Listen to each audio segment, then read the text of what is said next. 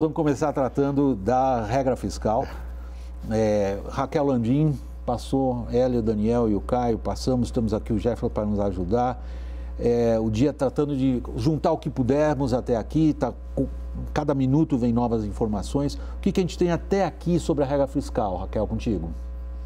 William, o que a gente tem de informação até aqui, os detalhes serão conhecidos amanhã. Nós temos primeiro os objetivos.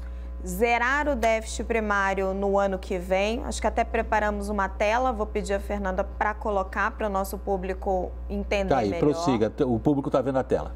Perfeito. Superávit de 0,5% do PIB em 2025 e um superávit de 1% do PIB em 2026. O governo pretende atingir esses números, que são números ambiciosos, fazendo com que a despesa cresça menos do que a receita, numa proporção aí de 70%. Você vai ter a despesa crescendo 70% do que cresce a receita.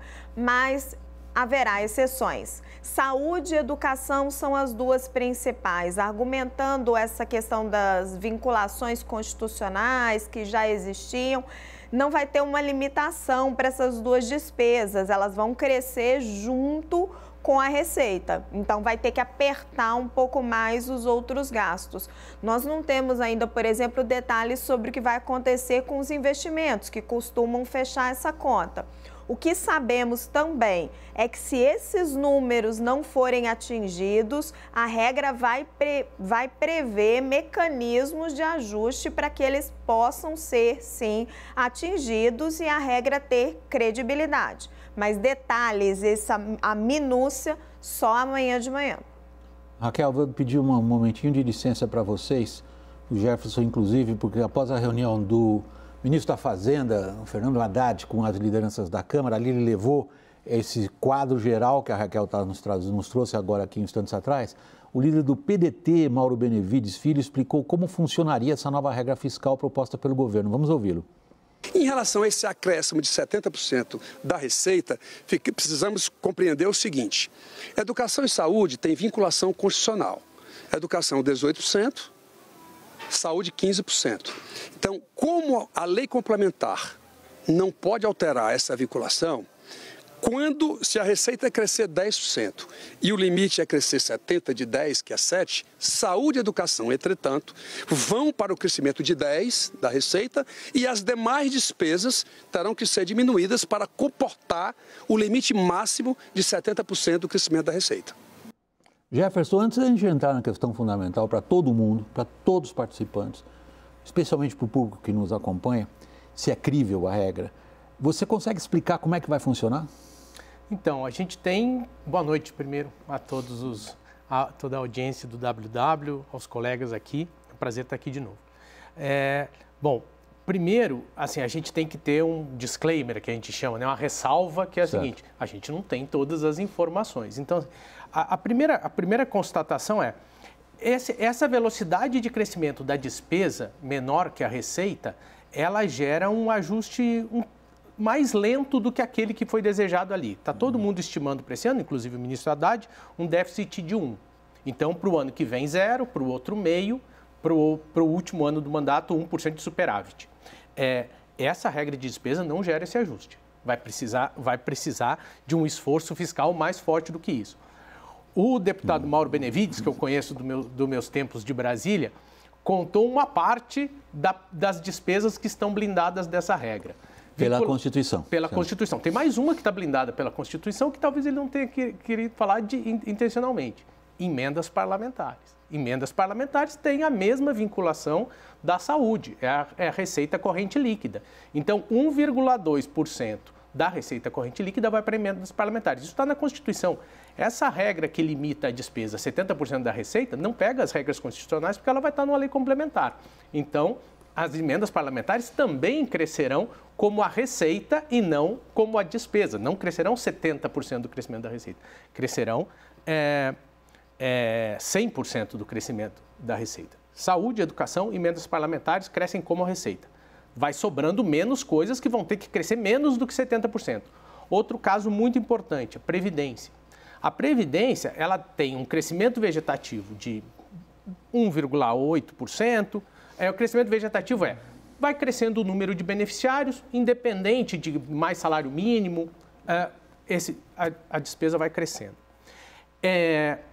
Vai ter que ter uma decisão sobre a regra do salário mínimo. Se a regra do salário mínimo for a mesma que o PT usou nos anos anteriores, que era a inflação do ano anterior e o PIB de 2 anos atrás... Na qual insiste Lula agora. Isso. Ou vai vir algo semelhante, média de 5 anos, mas é isso, dar parte do crescimento do PIB para os aposentados. Se a despesa de previdência crescer conforme essa regra, a despesa de previdência também crescerá mais do que esses 70% da despesa. Pegando só esses dois conjuntos, aquelas vinculações condicionais e a despesa da Previdência crescendo pela regra passada, a gente vai ter que mais de 50% da despesa vai crescer menos do que essa regra de 70%. Vai ter que crescer aí uns 46% e não 70%. Está sendo empurrada contra o limite. No fundo, o engessamento vai impedir que tenha flexibilidade no eventual crescimento das despesas. Vamos ver lá Brasília, Daniel. Pois é, William, uma frase que a gente ouviu hoje aqui, eu e a Raquel nas nossas conversas, foi a seguinte, que se essa regra fiscal que nós começamos a conhecer hoje, que vamos conhecer os detalhes amanhã, agradasse o Lula muito, o Palácio do Planalto e o Lula, seria um fracasso para o mercado. Se agradasse muito o mercado, seria um fracasso para o Lula e para o Palácio do Planalto. Se agradasse todo mundo, seria um fracasso em si. Então, o bom talvez seja que ela não agrade a ninguém. Isso era um pouco o objetivo do Ministério da Fazenda quando a gente conversou hoje, né? Ficou como, Raquel, não agradou ninguém? A Raquel está me pedindo a palavra. Eu sei que estão perto um do outro em Brasília, mas acho que não estão se vendo. Raquel. William, por enquanto, a meta está considerada... Agradou o Lula, porque ele deu aval. Daniel, agradou o Lula, Daniel?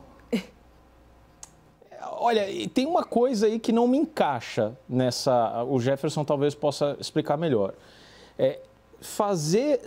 A regra dos 70%, ou seja, você colocar como um limite ali 70% de aumento do gasto para cada 100% de arrecadação, ok. Para mim, o que não fecha ali, num primeiro olhar, é como você transforma isso em equilíbrio fiscal em 2024, superávit de 0,5% e 1% do PIB em 2026. Aí, para mim, é que está o pulo do gato, a não ser que você contenha demais o gasto em investimento, que eu acho que isso o governo não quer. Deixa eu ver, a Raquel está me pedindo a palavra, eu havia cortado, peço desculpas, não, Raquel. Prossiga, por favor. Só para fechar, eu tenho a percepção que agradou o Lula e agradou de alguma forma a Casa Civil, porque isso foi fechado num acordo com a Casa Civil e o Lula deu um aval para que fosse divulgado. Então, agradou. O mercado, a percepção que eu senti é assim, acharam a meta ambiciosa, estão com muita dúvida se vão conseguir cumprir, estão esperando os detalhes. O que eu ouvi hoje dentro da equipe econômica, ali entre os técnicos que vão tentar transformar isso em realidade.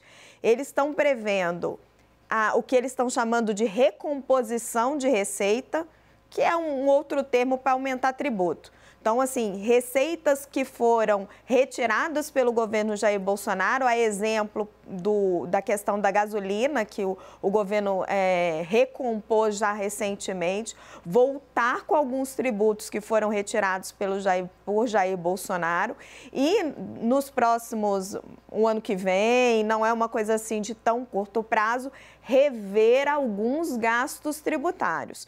Então, eles vão tentar fazer o ajuste aí, aumentando a arrecadação via o que eles estão chamando de recomposição de receita e fazendo algum ajuste no gasto. Vai ser fácil? Não.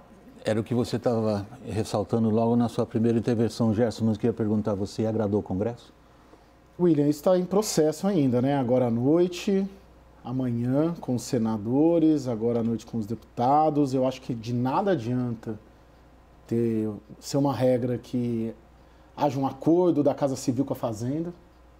So what, né? O que adianta? Porque essa regra vai precisar passar pelo crivo do Congresso Nacional.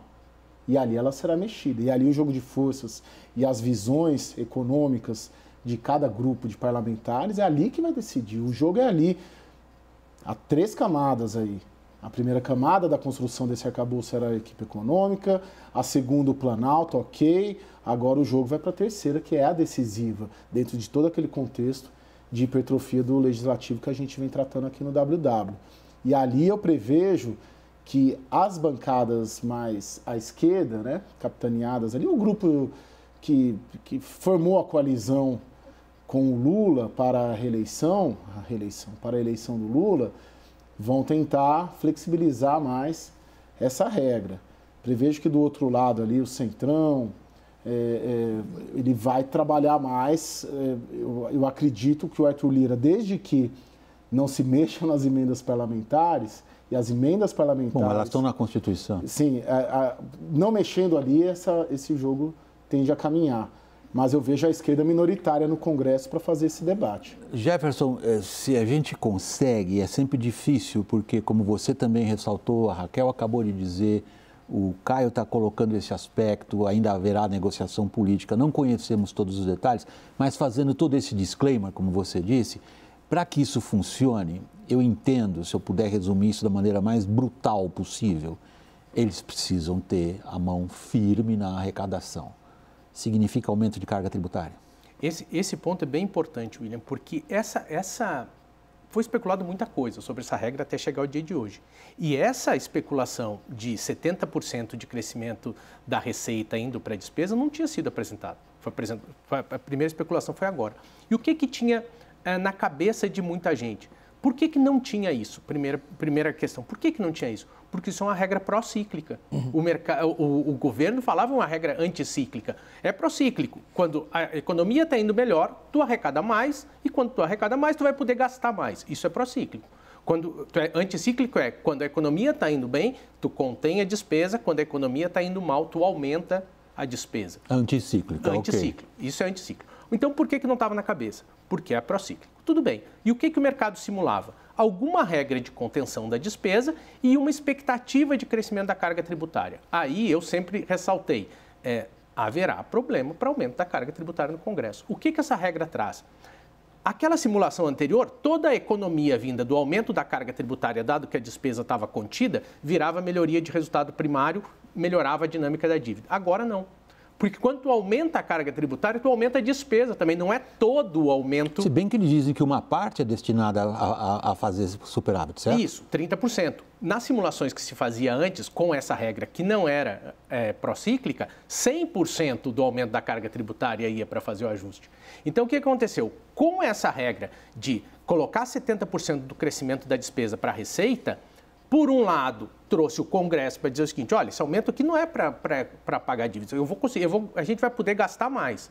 Por outro lado, atrasa o ajuste, porque o ganho integral que tu terias de aumento de receita, que melhoraria o resultado primário, agora é uma parte significativa para pagar. Foi o que você descreveu como a velocidade na sua primeira... A velocidade do ajuste ficou mais lenta. Ficou claro para vocês, Daniel, Raquel, começando por você, Raquel, muitos dos políticos que foram já informados sobre a regra, ou pelo menos no plano geral delas, têm dito que haverá um esquema anticíclico. Você entendeu como seria, Raquel? Ainda não, William. Eles não entraram nesse detalhamento. Parece que vão ter alguns tipos de gatilho que impeçam que em épocas de crise você tenha que cortar muito e em épocas de arrecadação muito forte você gaste demais. O que a gente sabe da regra hoje, ela parece uma regra cíclica.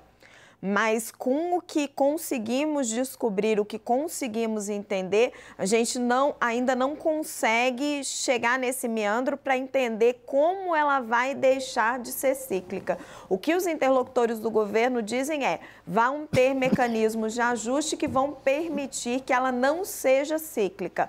Quais ainda não sabemos. O grande risco é que comece a ficar tudo muito complicado, né? Porque a regra também tem que ser simples. Então, vamos ter que esperar o detalhamento amanhã para poder entender a fundo. Por favor, Daniel. William, um ponto ali que a gente começou a explorar com o Caio, né? O Caio destacava que é preciso acompanhar com muita atenção o que vai acontecer quando o texto chegar no Congresso. Me pareceu relevante observar hoje, aqui na cena política de Brasília, o cuidado que houve em dialogar com os parlamentares, com líderes da Câmara hoje, além do presidente Arthur Lira, né? Esse texto, pelo menos os princípios, foram apresentados hoje para o pessoal da Câmara e amanhã cedinho, antes do anúncio, vão ser apresentados para os líderes do Senado e para o presidente Rodrigo Pacheco.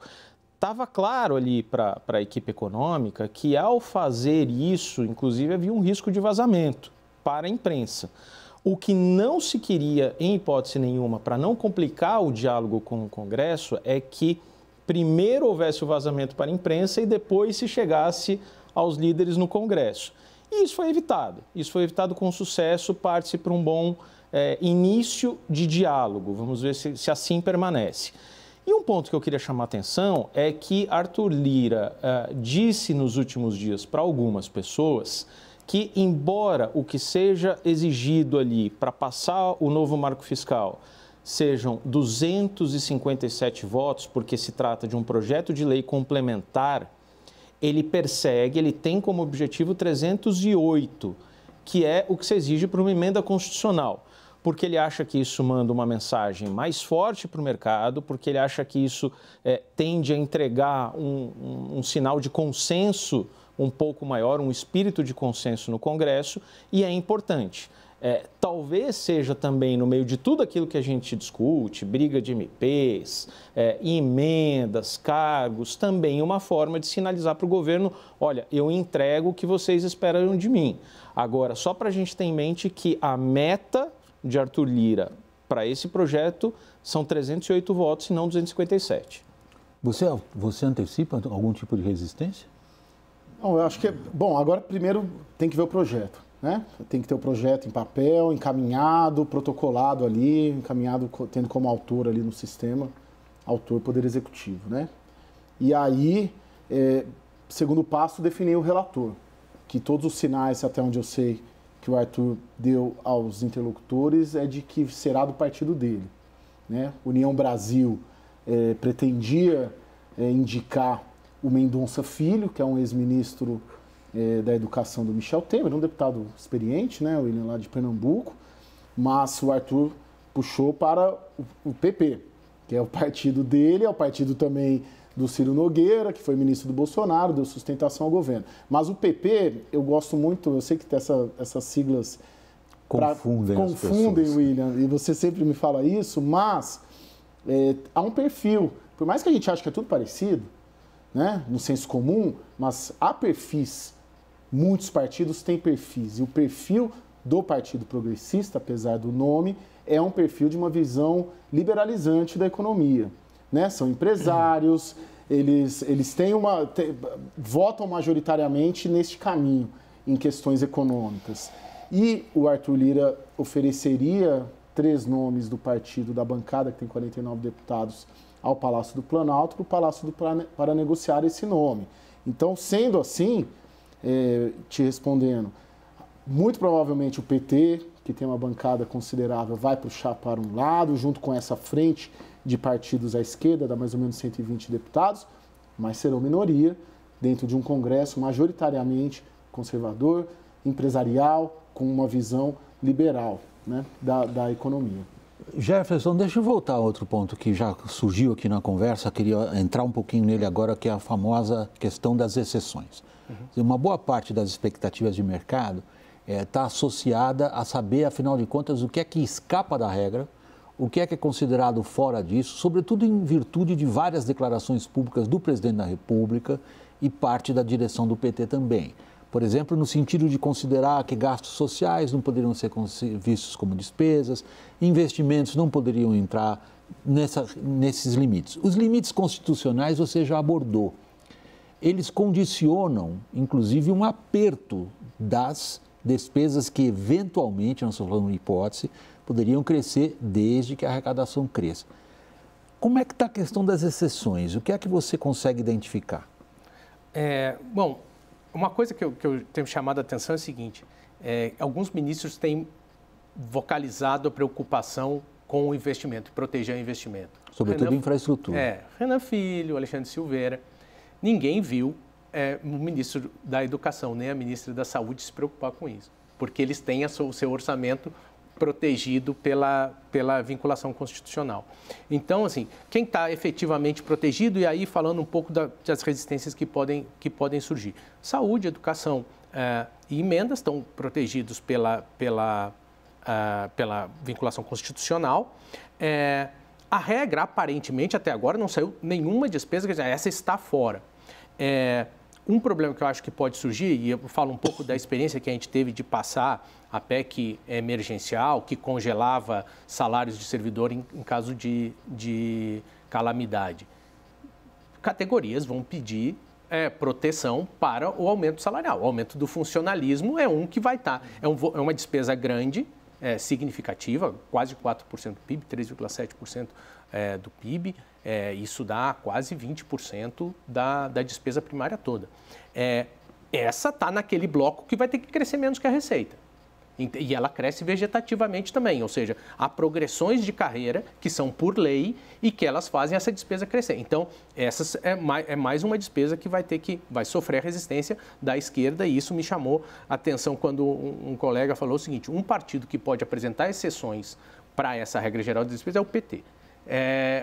Porque ali dentro vão ter despesas que estão sofrendo. Se tu me permite fazer um comentário sobre o que o Daniel falou do quórum constitucional. Pelo seguinte, tem um acordo do Lira com o Haddad sobre isso, e eu explico porque tem um aspecto técnico.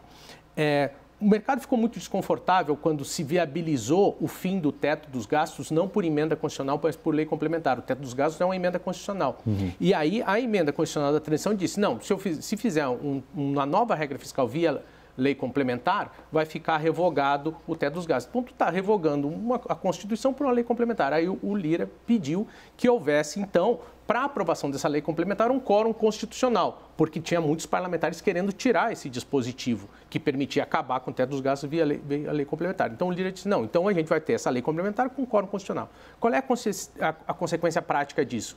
Vai ter que angariar mais parlamentares para votar a favor. Para angariar mais parlamentares para votar a favor, vai estar sujeito a mais negociação. Eu acho interessante você colocar os grupos de pressão, porque a despeito do PT e da esquerda ser minoritária dentro do Congresso Nacional, os grupos de pressão com o retorno do governo Lula, com o retorno do Lula, eles estão muito mais organizados, haja vista o que aconteceu no debate sobre consignado, que foi um debate basicamente patrocinado pelos trabalhistas ali, né, pelas centrais sindicais e por aí vai. Você coloca a questão do funcionalismo, são organizados, muito organizados hoje, conseguiram um reajuste depois de 4 anos sem reajustes no governo Bolsonaro.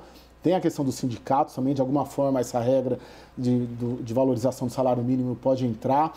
Você já havia citado também saúde e educação, o PT é muito organizado nas bases, nessas duas áreas, com sindicatos, então pode haver um contrabalanceamento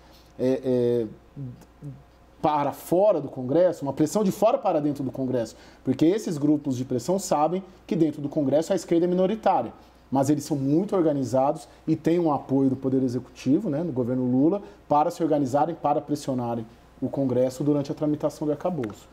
Deixa eu ir de novo a Brasília pelo seguinte, eu fiquei curioso, Raquel, você e o Daniel, que passaram o dia hoje correndo atrás disso. Uma das fotos divulgadas oficialmente do encontro no Palácio da Alvorada entre o presidente Lula, estava lá o ministro Haddad sentado à esquerda do Lula, Lula sem gravata, informal, está em casa, super normal. E os outros participantes da roda, a gente podia identificar ali seria, né? O vice-ministro da Fazenda, o Gabriel Galípolo, estava lá secretário do Tesouro. Exato, estava o secretário do Tesouro, estava lá o líder do governo no Senado, estava lá também o Zé Guimarães na Câmara e na frente do Lula, de costas para a câmera, Gleisi Hoffmann. Por que o Lula gostou?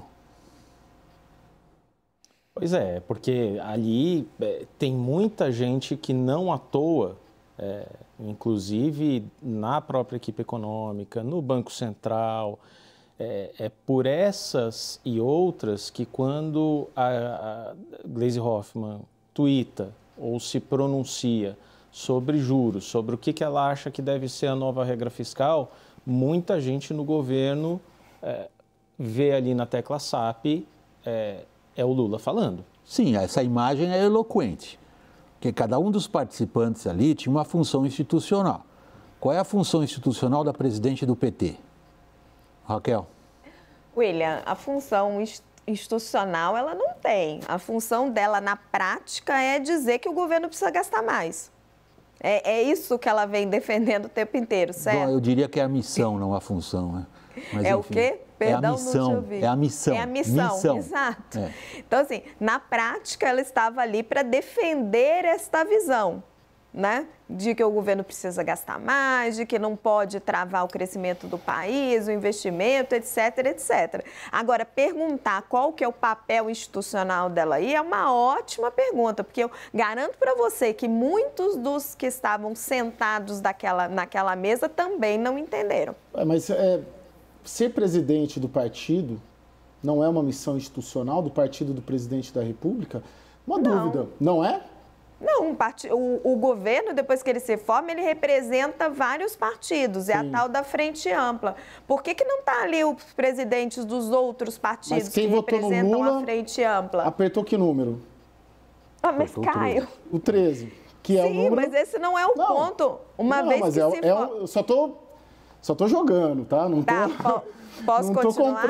Não estou comprando a ideia, institucionalmente, depois que se forma um governo, você indica as pessoas, você indica os ministros, você indica os seus líderes no Congresso, aquelas pessoas têm uma função ali.